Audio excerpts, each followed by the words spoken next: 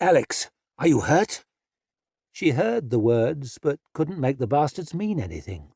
She stared dumbly at Duke Michael, or her uncle, or whoever he was. And she flinched as mud flicked her face. The yard was chaos. Horses dragged to the little stable that couldn't hold half so many, manes tossing, hooves thrashing, soldiers yelling and yammering, rushing to the walls. One guard might have been younger than her, and his helmet had a broken buckle, kept falling over his eyes, and he'd push it up, and straight away it'd fall again. The rain was pissing down now, spattering from a broken gutter. A guard was pulled from his saddle, hands gripping a snapped-off arrow shaft in his belly. "Is it bad?" he was snarling. "Is it bad?" Alex was no surgeon, but she was pretty sure an arrow in you wasn't good. Arrows are really sharp, and your body's just meat. Her uncle had her by the shoulders, was giving her a shake. "Are you hurt?" He was staring at her saddle, and she saw it had an arrow sticking out of it too. Dark wood and surprisingly long, the flights with a beautiful stripe to them. "Oh," she said. If she'd been sitting astride, it would likely have gone through her leg. They had that guard on the ground, were dragging his mail coat up, padded jacket underneath sodden with blood, white skin slick with blood, and her uncle's servant Eusebius was wiping the wound with a rag, and more blood was welling out, and he was wiping it, and more blood came, and more. "Oh," she said again, and she found she was gripping her own belly right where his wound was. Her knees were all wobbly, and her hair was stuck across her face, and she felt sick. Every instinct was screaming to run, but where to? "How many of them?" someone shrieked. "Where are the arrows?" "God help us!" "Steady!"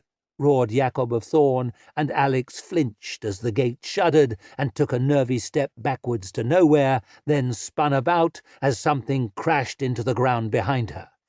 One of the guards had fallen from the wall, or been thrown, because now someone jumped down on top of him, dropped spear first, nailing him to the ground through the chest. Someone, or something. It straightened before Alex's smarting eyes, leaving its spear stuck where it was. Instead of a man's nose, it had a long snout, covered in tawny fur, one pointed ear sticking up and the other flopped over with a black tuft on the end. It glared at Alex with amber eyes, the eyes of the foxes she used to see on the rubbish tips at night, watching her outraged as if to say, "What are you doing in our city, bitch?" "Savior, protect us," she heard Brother Diaz breathe. Alex stood frozen as the thing swept a curved sword from a belt bristling with weapons, bared vicious little teeth, and gave a high yip of hatred as it swung at her. There was a scrape of steel as Duke Michael barged her sideways, catching the sword on his, steering it wide so the point just missed her shoulder. With a flick of the wrist, he switched from parry to thrust, stepping forwards so his blade punched through the foxman's studded leather jerkin, then whipped back out. Hard to tell his expression, on account of the brown fuzz on his face, but he made a sort of squeal and fell to his knees. His sword clattered down as he clutched at the wound, blood flooding between his furry fingers. "Into the inn!" Duke Michael jabbed a finger at two of the guards. "You and you with us." He bundled Alex through a doorway into a low common room with crooked rafters smelling of onions and disappointment. A miserable place even by Alex's standards, which till a few days ago had been some of the lowest in Europe. Didn't help that the wagon had smashed a ragged hole through the wall and brought down a chunk of ceiling. A chubby man cringed behind a counter covered in broken plaster. "What's happening?" he squeaked. "A man," burbled Alex mindlessly, "and a fox." "Eudoxia's cursed experiments," spat her uncle. He caught the innkeep by his stained apron and dragged him close. "Where's the back door?" The man pointed a trembling finger into the darkness beside the fireplace, where a couple of logs sputtered in the blackened hearth. Eusebius padded towards it, sliding out a hatchet. Duke Michael pressed something into Alex's limp hand. A dagger, crosspiece like a snake, red jewels for its eyes. "Take this." He squeezed her fingers closed around the grip. "And be ready to use it." He led her across the common room, his sword gleaming red in his other hand. 2 patrons cringed under a table. A serving girl with a big birthmark was pressed to the wall, gripping a jug in both hands. Someone was screaming outside, metal scraping, honks and bellows like a farmyard on fire, the crashes of whatever heavy thing was beating on the gates, the smaller of the 2 guards flinching at each blow. The maid was sticking close behind him, her bonnet all skewed and tears streaming down her face, clutching the bag that held the combs and oils and pretty powders that were suddenly a relic of a vanished world. Seemed Alex wasn't the only one whose plans had turned to shit. Eusebius had made it to the back door, was leaning against the chimney breast with one hand on the bolt. Ever so cautiously he eased it open, a strip of light down the side of his bald head as he peered out. He gave his master a nod. Duke Michael licked his lips, spoke softly. "Stay close to me." He looked around as Eusebius eased the door wider. "And get ready to run." The 2-log fire blazed up suddenly, and the door blew off its hinges. Alex's hair was lashed in her face by the draught, the low room flooded with crazy light. Duke Michael was flung away like a toy, his sword clanging into the corner. The maid shrieked, dropping her bag, bottles and powders spilling. A woman slipped in through the scorched doorframe. She was very tall and very lean, and she wore robes stitched with arrows and circles of runes, and her eyes shone with the reflections of the little fires now burning all about the room, and no one ever looked more like a sorceress. "Not interrupting, am I?" she asked, as Alex stumbled back, tripped over the hem of her dress, and went sprawling. The big guard shouted something as he stepped forwards, then all at once went up in flames, his circle-marked surcoat on fire, his hair curling and twisting and drifting off him like burning straw. Searing lines shot through the dark. The serving girl screeched, thrashing on the ground, legs on fire. The smaller guard turned to run. The sorceress pointed at him, and he fell, crawled, his armour glowing like horseshoes on a smith's anvil. Then his surcoat caught fire, and he wriggled and howled and clawed at himself, steam clouding from his back. Alex scrabbled away on her arse, through the mess of the maid's broken bottles, not even able to get the breath to scream, choked by the stink of char and burned flesh and the flowery notes of spilled perfume. She still had the dagger in her sweaty hand, but she never thought of using it. She only held on because she'd forgotten how to make her hand come open. The sorceress's bright eyes flicked towards her, and she smiled. "Where do you think you're going?" Brother Diaz prayed. It was hardly the first time. Prayers are to a monk as stones to a mason, after all. You really can't do the job without them. Back at the monastery, he'd filed into the church, dawn, noon, and evening, occasionally led a service for the locals, a couple of baptisms, one slightly anticlimactic funeral. But he'd done plenty of private praying, too, that he might finally make a mark, make his brothers jealous, make his mother proud, and he liked to believe he was really rather good at it. Congratulate himself on his thorough knowledge of the Psalms. It was only in this moment of mortal terror that he realized his mouth might have said the words, but his heart had never really been in it. His heart was in it now. "Oh, God!" he gasped, clasping his hands to make one trembling fist and turning his eyes to the spitting heavens. "Oh, Father! O light of the world, bring down your cleansing fire and deliver us from darkness." The inn's gates were rocked by a crashing blow, another great splinter flying from the back and bouncing across the yard to clatter into the stricken wagon. "Steady!" growled Jacob of Thorn. How could anyone be steady while under attack by creatures that were neither man nor animal, but some unholy fusion of the two? The misshapen corpse of the one Duke Michael had killed lay in a slick of blood.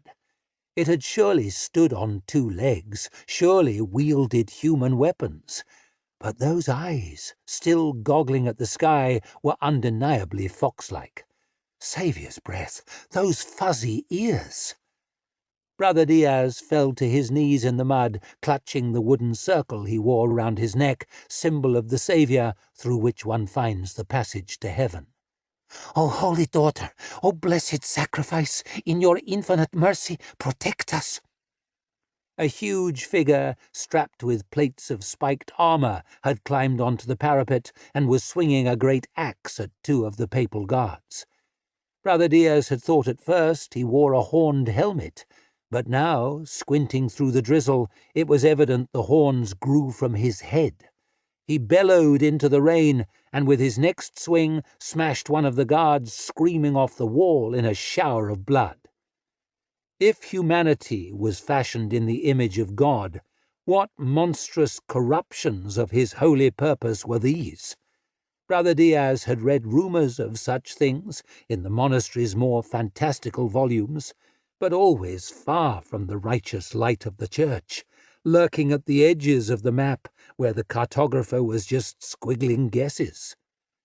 He fumbled in his collar and drew out the silver vial, the sacred blood of St. Beatrix, and gripped it and the holy circle together. Clearly he needed every scrap of divine assistance he could get. "O blessed St. Beatrix, lend me your unconquerable faith, your dauntless courage. Forgive my weakness and stand by me in my time of trial." Someone screamed. One of the guards shot with an arrow, and he toppled from the wall and crashed through the thatched roof of a lean-to shed to lie weakly groaning in its wreckage. Something sprang over the battlements and onto the walkway where he'd stood. A woman, with a bow in her hands, another over her back, and at least 3 quivers of arrows slung about her person, but with great long folded legs like a rabbit's. This was no crusader fortress, bolstered by the white art of the faith, merely a badly maintained inn, its crumbling walls scarcely taller than a man. Brother Diaz squeezed his eyes shut and prayed more fervently than ever before, tears squeezed from beneath his prickling lids. "I know I am an unworthy vessel, stained with lust and lechery, but fill me with your blessed light. Let me not fear, let me not—" At a final crashing blow, one of the brackets tore from the wall in a shower of dust, the splintered bar flew back, the broken gate shuddered inwards, and the prayers died on Brother Diaz's lips. Jacob of Thorn stood framed in the open gateway, grey and stubborn as a wind-bent tree, dwarfed by the monster that now stooped under the high arch. A towering beast, draped in rusty chainmail and with a great studded club in its furry fists.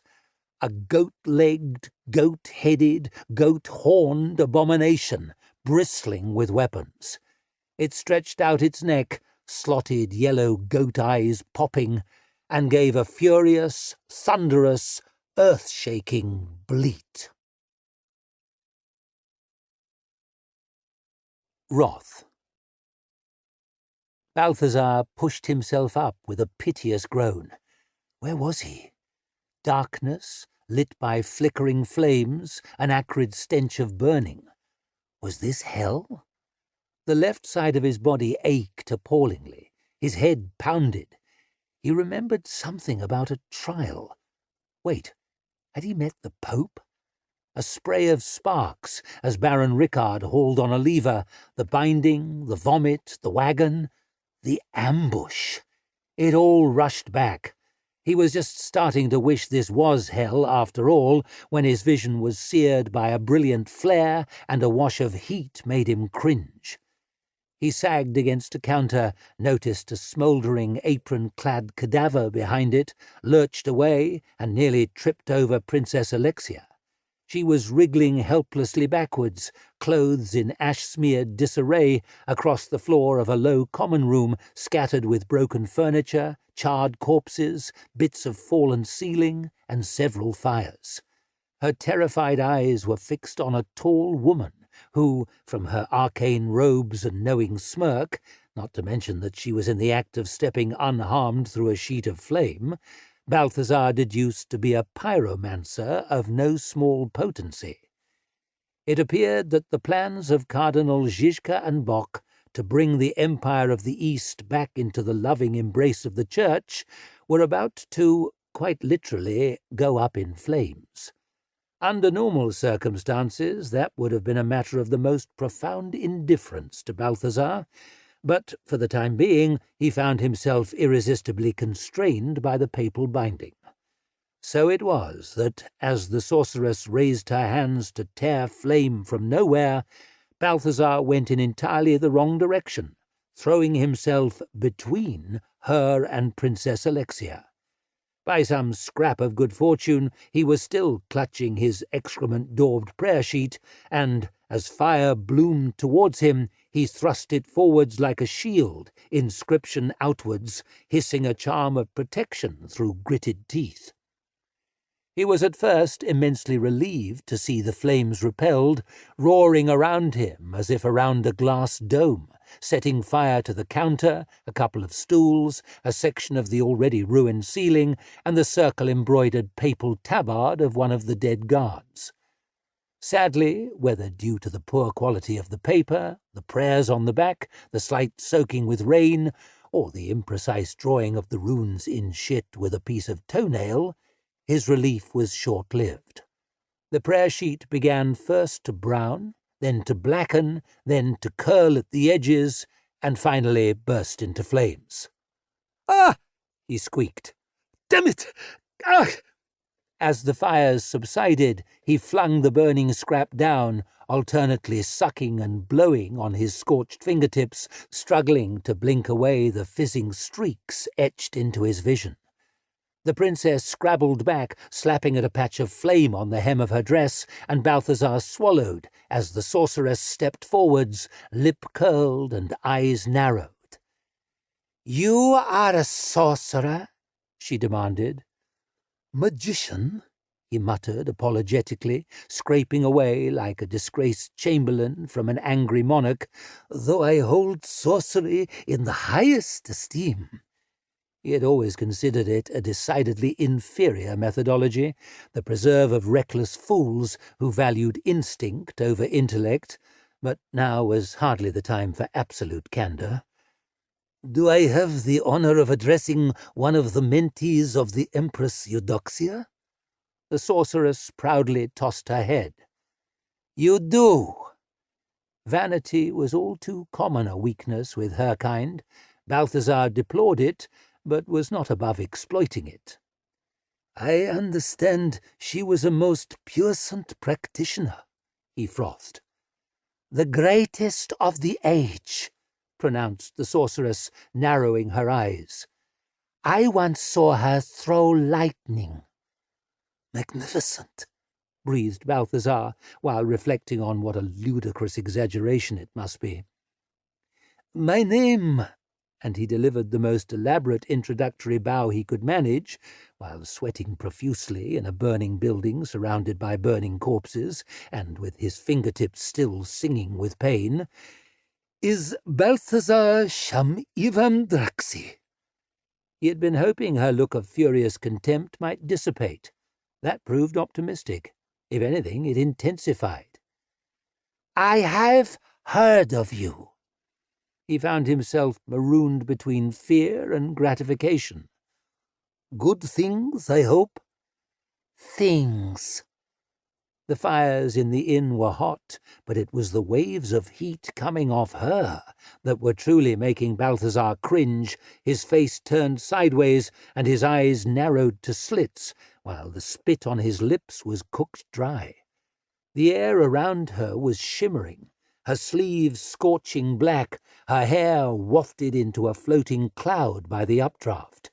She was powerful, that was plain, But those who give themselves to the fire become like the fire, reckless, destructive, and lacking all subtlety. The princess scrambled for the doorway, the sorceress stepped after her, and Balthazar, with a helpless shrug, simply could not prevent himself from stepping between them once again. The woman's eyes, glowing like coals, flicked towards him. "You dare oppose me?" she breathed.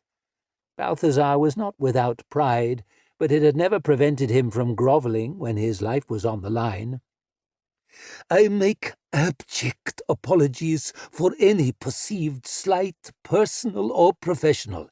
I have not the slightest wish to obstruct you or any member of your highly regarded coven. I would positively revel in the opportunity of watching you reduce that ferrety specimen to ashes, with lightning or otherwise, but—" Balthazar nearly tripped over the singed corpse of one of Her Holiness's finest in his haste to back away, then stumbled up with hands high in submission. "I have been placed under this bloody papal binding." "That is a papal binding?" The sorceress glared at the brown smear on his wrist. "It looks pathetic." "You give voice to my very thoughts, but it is vastly more effective than it appears." The serving girl had only blackened twigs for legs, but the upper part of her might still serve a purpose. "I will discover its secrets, and I will break it." He gave vent to an unsightly burp and had to swallow some sick. "But for the time being, I fear I am compelled to do everything in my much diminished power to protect the little weasel." The sorceress raised her hands. "Then burn." "Does it have to be fire?" squealed Balthazar, shrinking from another wash of heat and holding his trembling palms even higher, playing for time as he stretched his will ever so subtly towards the two dead guardsmen. "It has never been my strong suit." The shimmering around her hands had become even more intense. He could see her bones, glowing like red-hot metal within the flesh. "Do you have a strong suit?" she sneered, stepping between the smoking cadavers. "Well, since you ask—" Balthazar began subtly to move his fingers, threading through the familiar incantations in his mind, feeling out the joints, pinching up the sinews, stroking the fluids into motion. "It's corpses."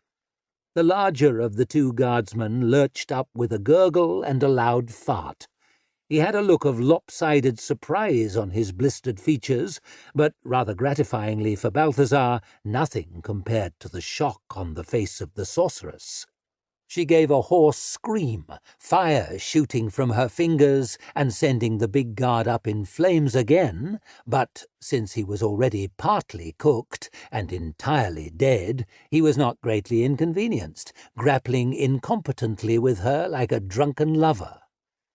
"Me burn?" snarled Balthazar, all the petty frustrations of the last few months spilling forth at once. "I will snuff you like an overgrown candle." Given the less than auspicious circumstances, he conducted those charred bodies like a string quartet. He whisked the small guard up to trembling attention and sent him flailing at the sorceress, pummeling her back. At the same time, he beckoned to the innkeep, whose eyes were cooked and so had to feel his way to the ale casks like a blind man at a wine tasting. The smaller guard swung a fist, tottered on a stiff leg, missed, hit the big guard, and broke his burning hand off. But there was still plenty to work with. The sorceress shrieked as the big guard bit her arm, farting intermittently, which is a common problem with the recently dead unless one really concentrates on the relevant sphincters, and really, who has the patience? Fire spurted up and set the rafters alight. The sorceress stumbled under the big guard's weight. The upper half of the serving girl caught her ankles in a tight embrace, and she gave a despairing howl as she was brought down hard on the charred boards. The small guard had become confused, wandering around in circles with his clothes on fire, but the big one was still holding on, pinning the sorceress however she twisted, while the serving girl gnawed viciously at her legs, cooked skin sloughing off her shoulders while she did it. "I am Balthazar Shamiram Draxi, you incandescent drudge!" Balthazar lifted his clenched fist high, and the innkeeper reared up, hefting a barrel over his charred head with undead strength. "If someone kills that turd of a princess, it will be me!" The innkeep dashed the cask down and stove the sorceress's skull in with the rim, timbers bursting apart and beer spraying out to forever quench her flames with a satisfying hiss. A rather pleasant, yeasty odour joined the smells of cooking meat, and, for reasons Balthazar could not immediately discern, rather fine perfume. He let his hands fall, and the recently deceased flopped down in a smouldering heap, except for the small guard, who tottered on towards the back door a few steps, one pointing hand extended towards daylight, before issuing a final fart, tripping one foot with the other, and pitching onto his face. The goat giant ducked under the archway to tower head, shoulders, and chest over Jacob. With human hands, it hefted a monstrous club, sprouting with rusty nails, opened its maw, stuck out its tongue, and gave a braying scream to freeze the blood. But Jacob had stood unflinching before worse horrors than overgrown livestock. He shrugged off the instinct to shrink back, stepped forwards as the club plunged towards his head, and at the last moment angled his shield so the blow didn't crush him, but glanced off with a painful jolt, nails gouging wood, before thudding into the mud beside him. The goat thing lurched off balance on its skittering goat hooves, triumphant bleat turned to a honk of alarm. Whack! There's a sound a sword makes cutting into flesh, a slick, quick whack. Not that loud, if your technique's good and your steel sharp. Jacob never let his sword go dull. Shocked honk became agonized squeal as the blade smacked deep into the thing's furry thigh, just below the flapping hem of its undersized mailcoat, and it lurched sideways. Goats are really meant to have 4 legs, very unsteady on 2, especially when one's chopped near in half. It slumped against the archway, trying to lift its club again. Jacob had been far stronger once, too many wounds half-healed, too many fights fought and lost, but a sword doesn't need strength if you have the skill and the will. Whack! He could have taken the beast's horned head off with one blow in his youth. Now he only cleaved its neck halfway, blade lodging in its spine. It crumpled in the archway, blood flooding from the yawning wound. A man sprang over it, a squat man covered in black and white spotted fur like a hunting dog, a heavy mace in each hand. When you have a shield, there's an urge to stay back, to hide behind it like a gate. But Jacob had never liked retreating. An enemy with a shield pressed in his face can't attack and can't defend. He's weakened, demoralized, prone to slip and fall. A fallen enemy is a dead enemy, and a dead enemy was Jacob's favorite kind. So he made his shield a ram instead, drove it into the houndman's chest, crowding him against the side of the gateway. He flailed with one mace around the rim, but there was no venom there. It bounced harmlessly from Jacob's shoulder. Now Jacob rose up over the shield, sword angled down, looking the houndman in his white-furred, black-spotted face. Dog's fur, but man's eyes. The edge of a sword needs little strength. The point needs hardly any. You wouldn't have called them thrusts, just firm prods. The first took the dog in his furry cheek, scraped across his teeth. The second punctured one eye. The third slid through his throat.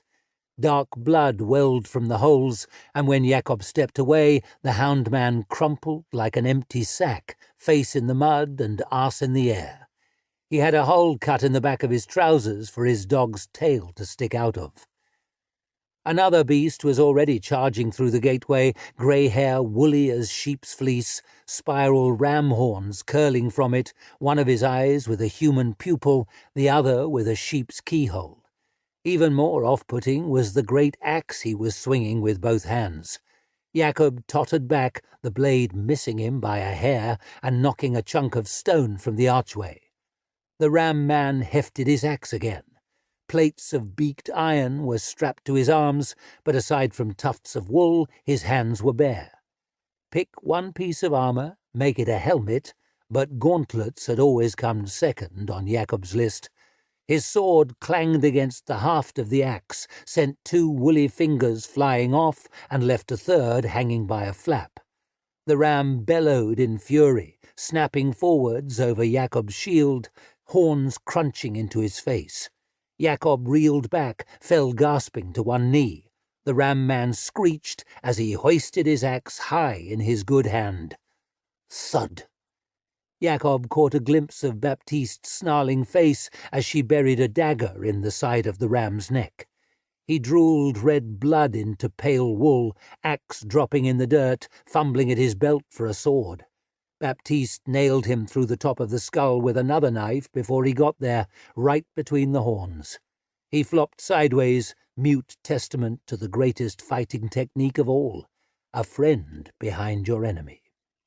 Jakob growled as Baptiste dragged him up, flinched as a horse flashed past spattering mud.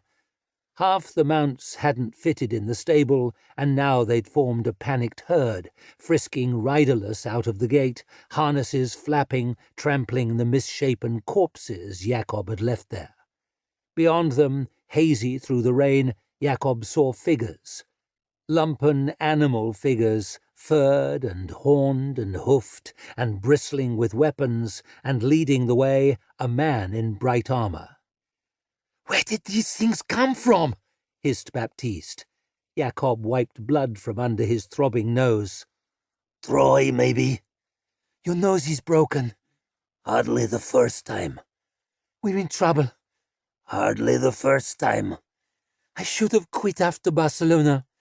"We should all have quit after Barcelona." The walls were falling, beast-men springing and wriggling and clambering down into the yard to press the last few guards.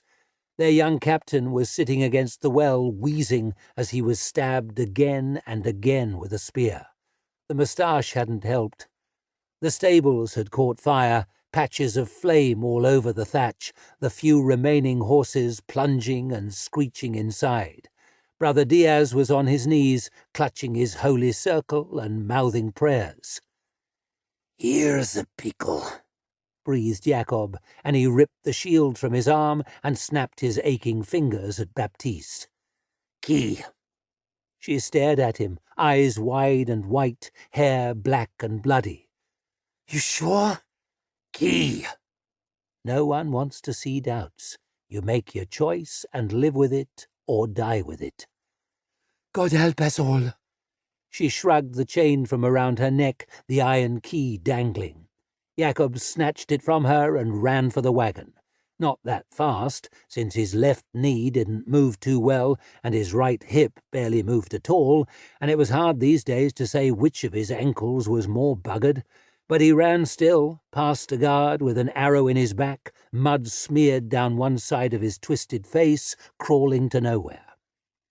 You learn to spot the lost causes. You save what can be saved. He slid the key into the lock, but his crooked fingers were slick with blood, and it slipped, dropping in the mud.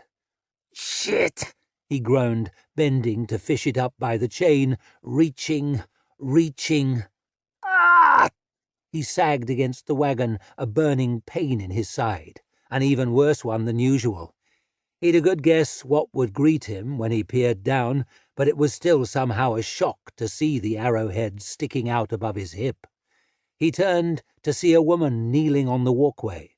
She had great tall ears like a hare. One of them flopped over, dozens of earrings dangling from it. He might almost have laughed if it hadn't been for the bow she was already drawing again. One of those vicious little recurves they use in the desert. "Oh," he grunted. "Fucking... ah!" The second arrow punched through his lung from the way his breath started to crackle. God, the pain. Baptiste had vanished as neatly as Sonny might have. "Don't stick your neck out," she always said. Good advice. His neck was always stuck out. His whole life a succession of last stands, lost causes, and bitter ends. But he had his sword in his hand still, and his oaths to consider. He made of his pain a spur, growled through gritted teeth as he gathered what strength he had left, blood on each breath. The man in bright armour strode through the broken gates of the inn. He was tall and handsome, a warrior in his prime, a drawn sword in each hand, and at least 4 daggers sticking from his belt, the only hint of animal his gilded helmet crafted like a lion's mouth. He roared as he hacked the crawling guard between the shoulder blades, and again, then stabbed him through the back for good measure, and left one blade stuck there. "This is it?" He glowered around the yard. "An old knight, a young monk, and a handful of the Pope's hirelings?" The captain of the guards was dead already, but the newcomer hacked at him savagely anyway, carved his head open in a shower of blood, then kicked the corpse over on its side. "Bock must be losing her fucking marbles." "Can I kill the monk?" snorted a man with a bull's face, the words not quite fitting in his animal mouth. "Killing priests is bad luck," snapped his master, sounding quite disappointed about it. "Damn it!" blew the bull in a mist of angry spit. He kicked Brother Diaz between his shoulders, and the monk went down with a muddy boot print across the back of his habit. The key was the only chance, but it was in the mud, a stride or two away. Jacob gritted his bloody teeth, and with the faintest groan pushed himself from the wagon, clinging to his sword's hilt as if it was the last rung on a ladder. "Do we have to?" asked the man with the lion helmet, one side of his sneer spotted with blood. "I swore." Jacob wheezed in one more bubbling breath, took one more wobbling step. "Some oaths." He swung as best he could. "For God's sake!" The man stepped disgustedly around Jacob's sword, so it clanged into the corner of the wagon and bounced away. "This is fucking embarrassing." And he ran Jacob through the chest. He groaned. That had definitely got the heart. So many times stabbed, and still he was never ready for the feeling of metal entering his body uninvited. He stood trembling a moment longer, then the blade whipped out of him, and he crumpled to his knees. His pulse surged in his ears, a sound like the sea. At Panu, where they'd said their last goodbyes, waves draining through sand stained black by all the pyres. He tried to get up one more time. He had his oaths, and the oaths must keep him standing when his flesh failed, when his courage failed, when his faith failed. He flopped on his face. Alex scrambled from the nightmare in the inn and straight into a nightmare in the yard. The stables had caught fire in spite of the rain, horses inside plunging in a frenzy. One of the guardsmen screamed as a woman with a great bushy tail like a squirrel's clawed and chomped and worried at his guts, snout speckled with blood. Most of the others lay hacked, stabbed, or broken. The maid was face down with an arrow in the back of her head. A woman with great tall hair ears sat on the walkway, an arrow knocked to a bow, legs dangling playfully off the edge. They ended not in shoes, but dainty little rabbit paws. A big man in bright armour stood near the wagon. He'd run Jacob of Thorn through with a jewel-hilted sword. Now he looked over at Alex like a bloodhound caught scent of the quarry. "Ah, how nice of you to join us!" He strode towards her, not even bothering to wipe his sword, a trail of dark spots dripping from the point. "I'm Duke Marcian, youngest son of the Empress Eudoxia." Behind him, the old knight flopped on his face in the muck. Alex looked into the eyes of the monsters around her, the pitiless animal eyes and the even more pitiless eyes of the man who led them. She didn't say anything. She wasn't sure her mouth still worked. "I apologize for these creatures of my mother's." Marcian elbowed a man with slitted cat's eyes and crossed belts bristling with knives out of his way. "They smell as bad as they look, but they're as savage as you'd expect and surprisingly loyal, and you can't really put a price on loyalty when you have the family we have." "We," Alex managed to stammer. "You've got me confused with someone else." She tried to smile, but it ended up a wobbly grimace. "I'm nobody. I'm nothing." "The Pope doesn't think so." Marcian pulled something from between the two daggers thrust through his belt, a roll of paper. He held it up, letting it unfurl by the weight of its elaborate seal. Alex couldn't read it, of course, but she knew what it said.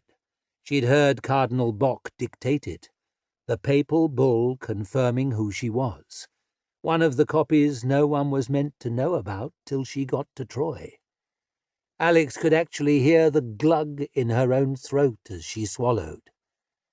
"That's right."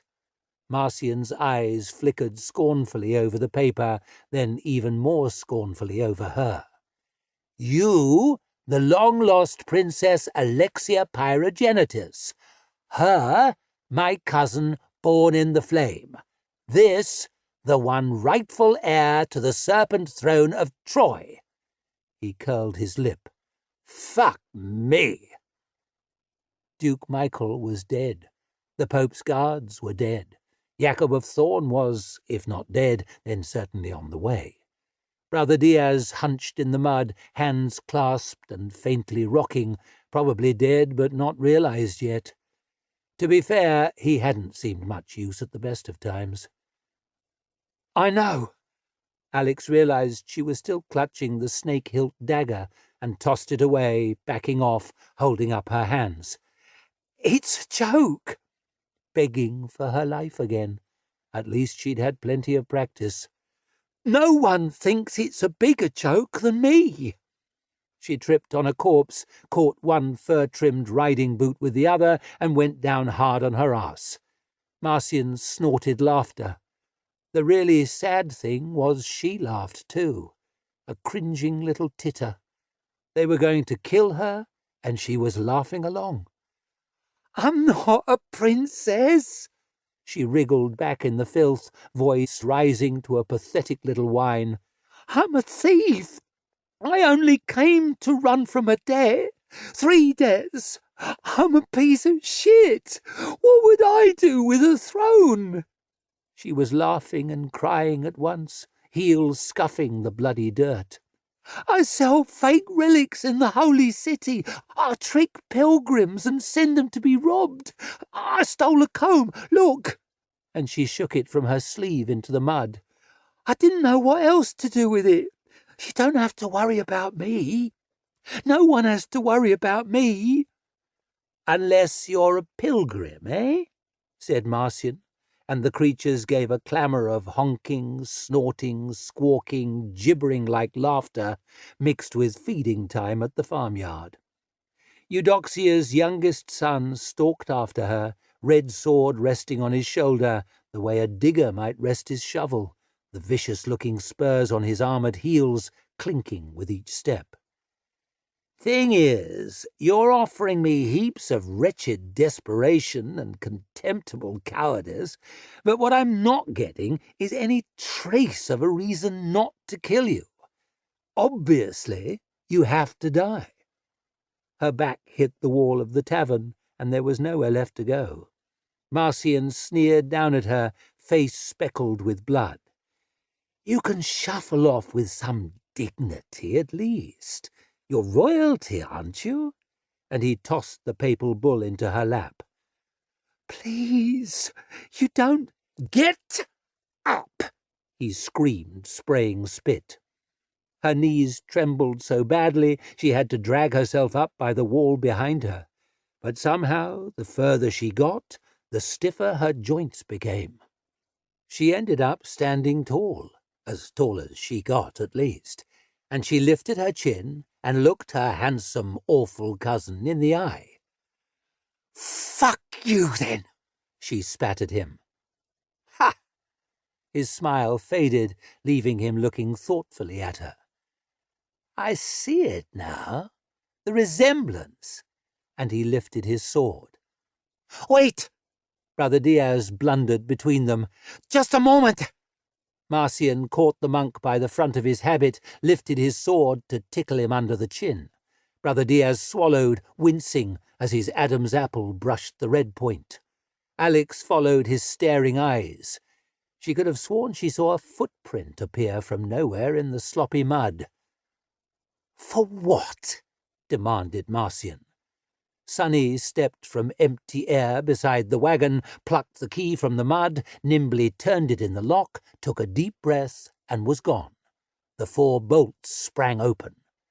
"That?" said Brother Diaz. The back of the wagon slowly tipped forwards, then splashed down into the puddle-pocked filth beside Jakob's corpse.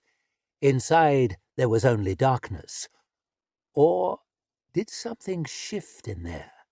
A deeper shadow in the black. Marcian frowned towards it. "What's in the wagon?" A low growl came from inside. Like the fighting dogs Alex spent one summer taking bets on, but deeper, bigger, far more frightening. The bullman stepped back a pace, fingering his axe. "No one would tell me," whispered Brother Diaz. And with a blood-chilling howl, something burst from the darkness in a wash of foul-smelling wind, a mass of snarl and claws and whipping hair, of teeth and bunched muscle. It fell on the bullman and crushed him into the mud, blood spraying from his snout in an agonized bellow. It ripped him from throat to groin, and he came open like an old coat, inside sliding out in a red-black slurry. "Oh, God," whispered Alex. The good meat. The Viga wolf screamed with fury and delight to be out of the horrid wagon and once again at her work, which was murder, and her hobby too, also murder. She didn't know or care why this bastard had a bull's head. Folk all have their own different heads, don't they? She slipped under his axe, ripped it from his fists, smashed off one of his horns with it, then flung it at the rabbit girl on the wall and split her skull in half. Then she clawed the bull's guts out with her fists, snarling, weeping, spraying drool, snuffling for the good meat, the nice bits, the tasty morsels. People's heads might be all different, but their insides are much alike. Her jaws snapped shut on a woman with a piggy head, got head and arm together, squeezing, squeezing.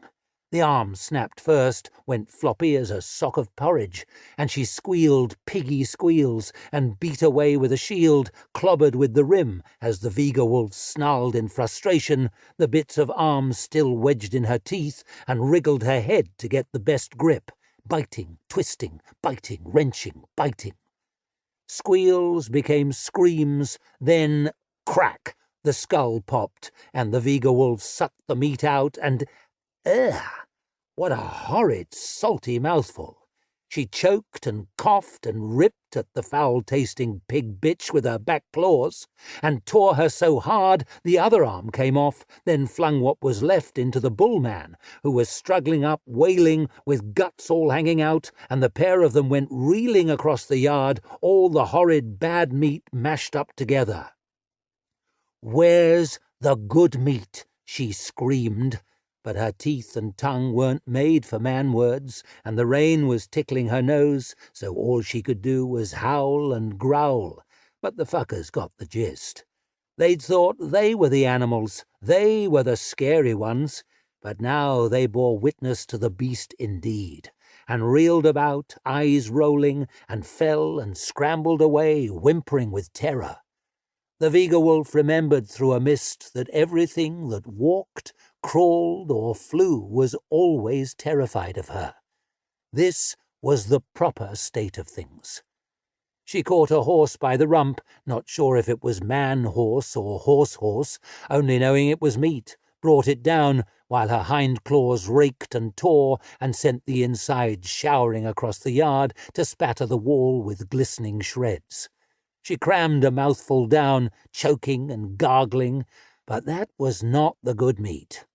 The terrible hunger burned like a hot coal down her throat, like a hot brand up her arse, a great void inside choking and goading her, making her dance and twist and scream like she'd rip at her own tail. Did she have a tail? She spun around and around to try and see, but her hind legs were always out of reach, the fuckers, and she ended up turning a tumble and skittering arse over tit across the yard, spraying mud and blood all over. She caught one who was running and flung him against the wall, and his head broke open, flung him again so hard the wall cracked, flung him again, flopping like rags, and the broken stones crashed down on top of him, too much shattered to even be a corpse, but just mess with fingers on the end.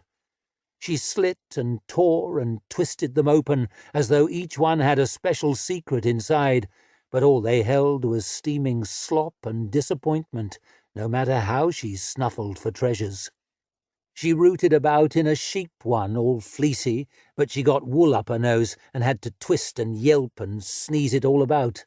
She screamed at the sky, would have ripped the sun down and eaten it if her claws could have reached. She hated these meat bags, hated the trees, the walls, the sky, the rain, herself most of all. Filthy, hungry thing that didn't even have a tail, probably.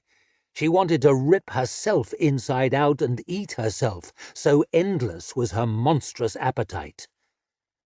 But who was this? A man with shiny, shiny armor, and a shiny, shiny sword, and a bit of stubborn grit in the terror on his face. Such a handsome face. Ooh, what a brave one. The Viga wolf wanted to bite it and find out if the good meat was hid inside. She slunk towards him with a sultry slither all up on her tippy-toes, her jaw hanging open and feathering the mud, the rain-cold pinpricks on her lolling tongue leaving a zigzag trail of bloody drool. "Die, fiend!" he squealed. "Die yourself, you shitty bastard," answered she, but the wit was wasted, 'cause it came out as a slurping howl, so she slapped the sword from his hand instead, snapped his arm bones even in their iron case. The blade spun twittering away to clang into the wagon, and she caught him around the neck and bit on his head. That shiny helmet was most annoying. It wouldn't break straight away. Her teeth scored and scraped it, and maybe his face a bit as well. Perhaps his nose came off. Before she could really work her jaws around it, something bashed her back and knocked her rolling over, and she twisted around to see a man with slitted eyes like a cat had hit her with a halberd, and her side was all bruised and burning, and though she hated everything, she hated cats particularly. Who d'ye think he was? He looked shocked as a cat could when she sprang on him and ripped a chunk of his ribcage out, then flung him upside down into the burning stables, roof caving in and burning thatch sliding over his still-kicking corpse, and a horse burst free and frisked sideways across the yard, all wild and maddened with its tail on fire. Shiny was up again, which you had to admire, since he was sobbing away with one arm bitten all floppy. There's a lesson. One moment you're king of the yard, the next your face is all red strips and blood's bubbling from your empty nose-hole.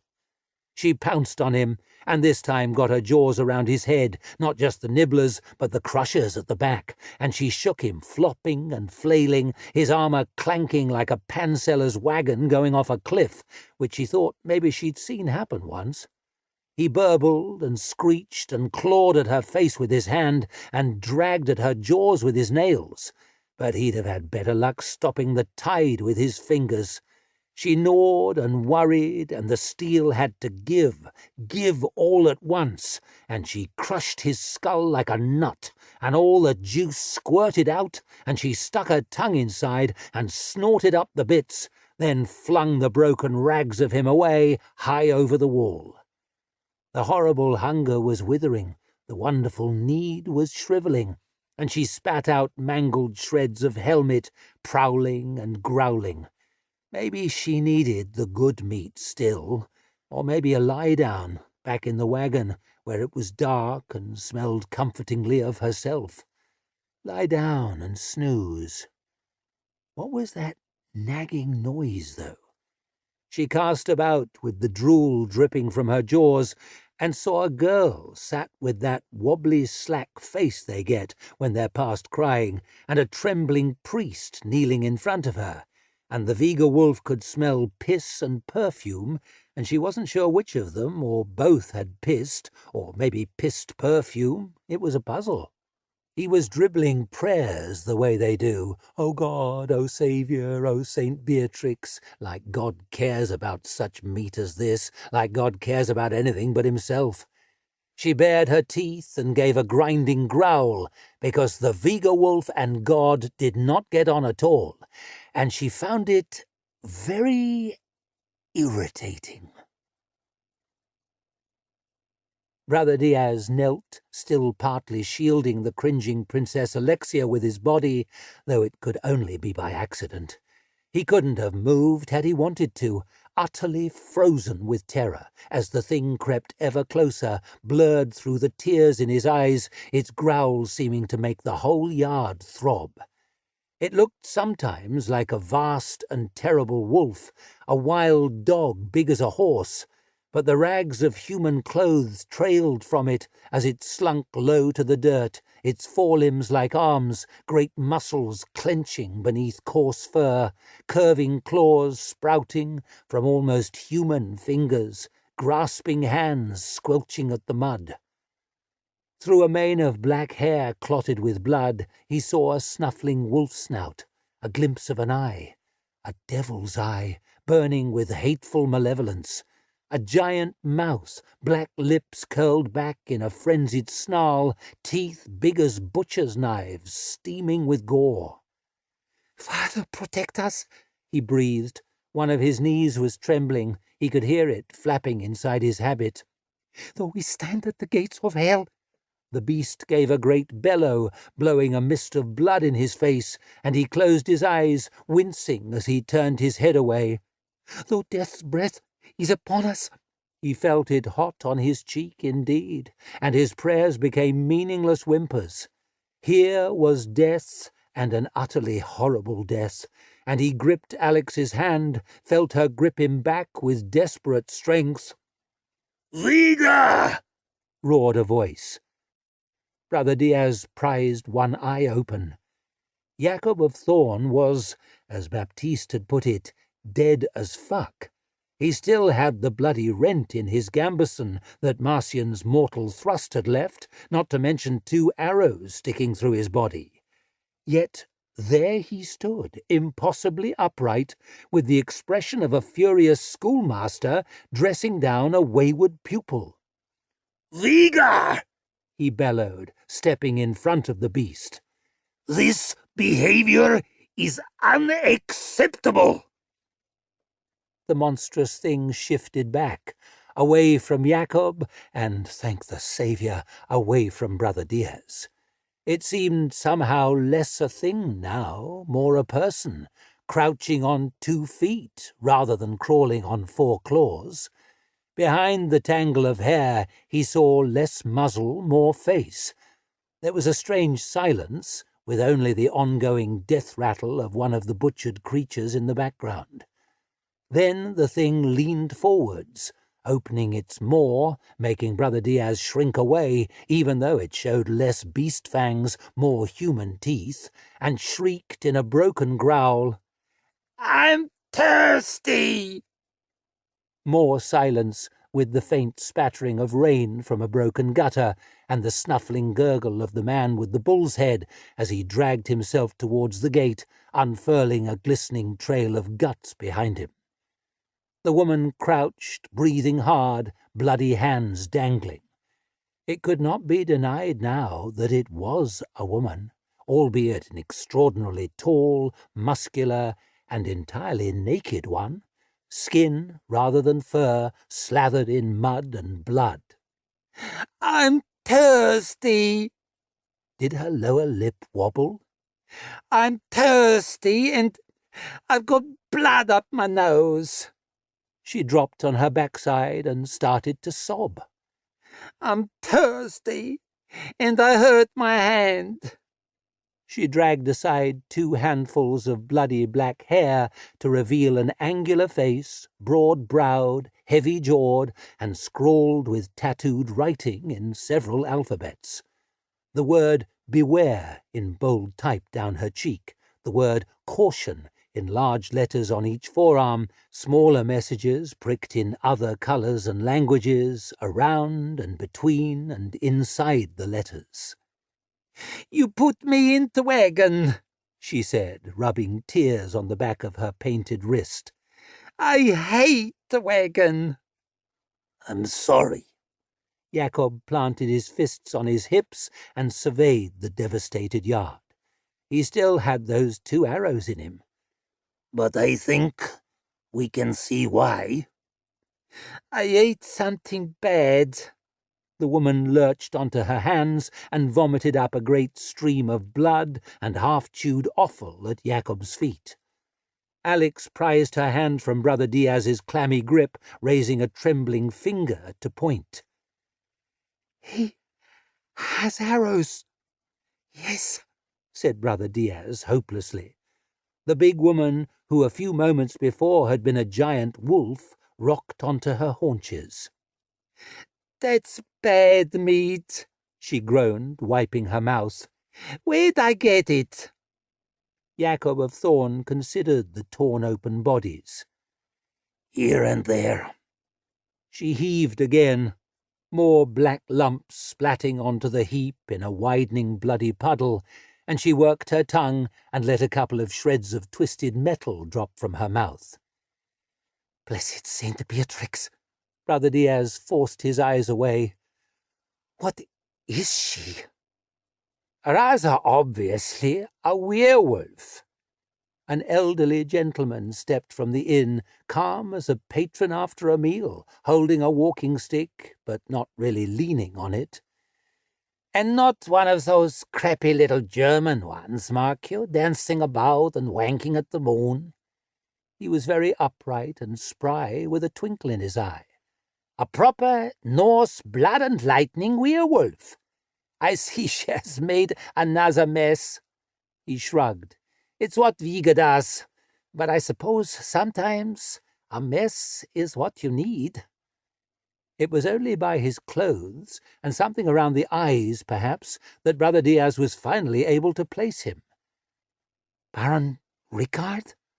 The vampire looked, if anything, faintly amused. "The very same." "You have something." Alex pointed at the corner of her mouth. "Just here." "Ah!" He whisked out a handkerchief, licked one corner, then dabbed away a bloody smudge. "How incredibly gauche of me." "You look 20 years younger," said Alex, eyes wide. "How delightful of you to say so. Perhaps you're not such a charmless cluck as I first suspected. We may make a princess of you yet." The Baron gave Brother Diaz something close to a conspiratorial wink. "I know it's a great deal to take in, brother, but trust me, it's amazing what one can get used to." "For the Chapel of the Holy Expediency." The elf had reappeared from nowhere, leaning against the wall of the inn, arms folded. "None of this is that remarkable." Brother Diaz took in the burning buildings, the retching werewolf, the night full of arrows, the dead guards, and the half-goat, half-sheep, half-dog corpses tangled in the inn's broken gateway. "So this," he managed to croak, "is a typical day?" "Well," Baron Rickard raised one grey brow, "it's not untypical."